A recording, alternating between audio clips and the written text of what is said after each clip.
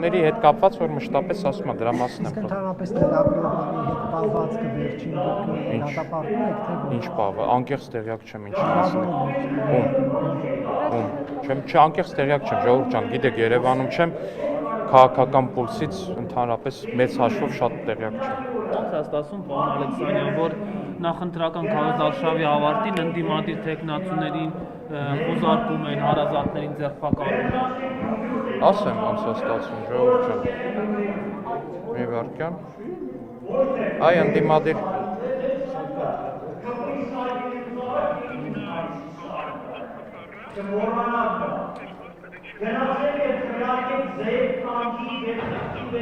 Ասում են փող կֆռա, ձայնագրություններն է հակակոռուպցիոնի, փող կֆռա, բայց դրա մասին մարդ պետքա չիմանա։ Ասում են մեծինեց մարդիկ են պետք, որ իրանց համար կարևոր չէ, ում փող ում տաս, ով տա, նրան է կընտրե։ Այդ տենց է ստացվում, որ մարդիկ մտածում են, թե կարան մարդկանց 5000 դրամով առնեն։ Բոլոր այդ մարդիկ ենթարկվել են պատասխանատվության։ Հիմա եթե երեք Սարիկ Մինասյանը տատիկին խոստանում էր ընտրվելու պարագայում հուղարկավոր էր դա էլ ընտրակաշառք։ Անկեղծ ասած, ես իհարկե հասկանում եմ, որ կտրտել եք այդ վիդեոն, լավ տարածել եք, բայց դրա մասին չէր վիդեոն։ Դե հիմա ով որ էր, հա Վանեցյանի չգիտեմ որ բանն էր, թե որն էր, որ լրատվականներ, չեմ կարծեմ Վանեցյանի համար, որ Մարտունի համար գնացել էին, այդ լրատվականի ժողովուրդն էին, վատ էին կտրե շատ, այդ չի խոստանում, տատիկ ասում է Սարիկ ջան, ինձ կթաղես, ասում է Այդ ասում է կատակով, հետո էլ ասում է կատակի անում, հլա իրար հետ ծնունդել պետք է նշենք, եթե չեմ սխալվում, տենց է ավարտվում։ Հիմա չգիտեմ ինչքանով է դա, դիմեք դատախազություն տեսեք, բայց ակնհայտորեն, երբ որ ասում են փող կֆռա, երբ որ ասում են մեզինից մարդիկ են պետք, որ կապ չունի իրենց համար, թե ում ընտրեն, փողը ով տա նրան է կընտրեն, այդ ամեն ինչը ակնհայտ փաստ է, ժողովուրդ ջան, ու ես խիստ զարմանում եմ, որ առհասարակ մարդիկ փորձում են այս զայնագրություններից հետո թփրտան։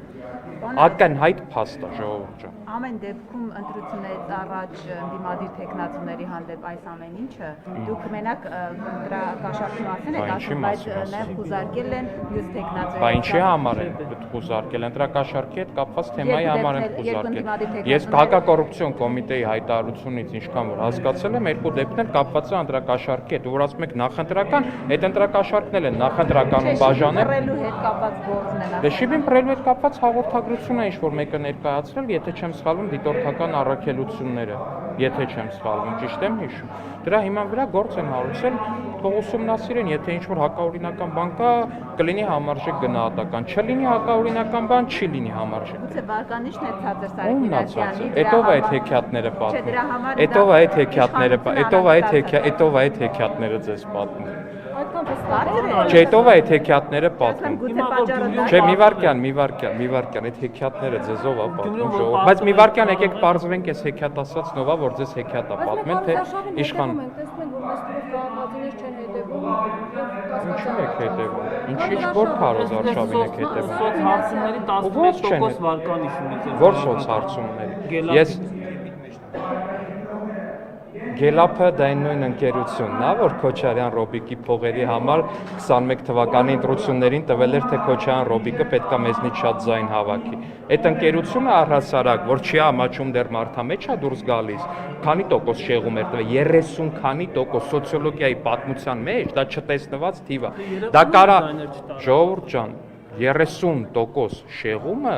դա չի կարա ուղղակի լինի շեղանքը տենց։ Տենց շեղանք չի լինում։ Տենց լինում է մենակ այն դեպքում, երբ որ սոցիոլոգիական ընկերությունը միտումն է, որ կեղծում է տվյալները։ Հիմա դուք այդ ընկերությանը ցիտելով փաստացի ցիտում եք մի ընկերության, որը փաստացի կեղծ սոցհարցում է ներկայացրել 21 թվականին։ Ընտրություններում պարտվել եք, այս անգամ ինչու պետք է հաղթեք։ Ակնհայտորեն գյումրեցիները շատ լավ տեսել են կատարած աշխատանքը, որը որ մենք արել ենք այս ամբողջ ընթացքում, շատ լավ հասկանում են, որ 2018-ից հետո Գյումրիում նորոգվել է 140 փողոց։ Այն դեպքում, երբ որ մինչև 2018-ը Գյումրիում եղել է նորոգված 40 փողոց։ Ընդամենը այս թիվը տենում են։ Տեսել է, որ օրինակ Քարվաճառի ճանապարհը այլևս չի շահագործվում, որտեղ Քարվաճառը Հայաստանն է չի։ Արցախը Հայաստանն է չի։ Այո, տեսել է եւ շատ լավ գիտի, թե ովքեր են դրա մեղավորները, որովհետեւ այդ մեղավորների ապօրինի գույքը հենց իր աչքի առաջ է, ամենօրյա ռեժիմով։ Այդ հյուրանոցները,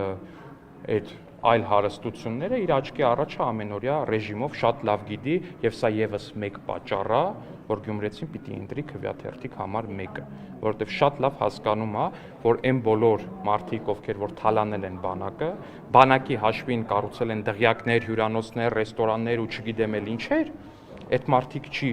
որ իրականում հայրենիքի պաշտպանության համար մտահոգ են։ Այլ այն մարդիկ են հայրենիքի պաշտպանության համար մտահոգ, ում կառավարման շրջանում առաջին անգամ Հայաստանի ամբողջ պետական բյուջեն չի զիջում Ադրբեջանի միայն ռազմական բյուջեին։ Պարոն Ալեքսանյան, ներողությունների ճշգրտողած 330%, որ քննարկում եք, միանգամից երկու պատգամավորների հարցը չէր քննարկվում։ Ընկերներ, կներեք, հարգելի լրագրողներ, ներողություն եմ խնդրում, բայց մեր խմբակցության նիստերը անց են կացվում խորհրդապահական ռեժիմով եւ դրանք ենթակա չեն հանրայնացման։ Եթե խմբակցության ղեկավարը գտնի, որ ինչ-որ բան պետք է հանրայնացնել, ինքը դրա մասին անպայման կհայտարարի։ Ձեզ նույնպես։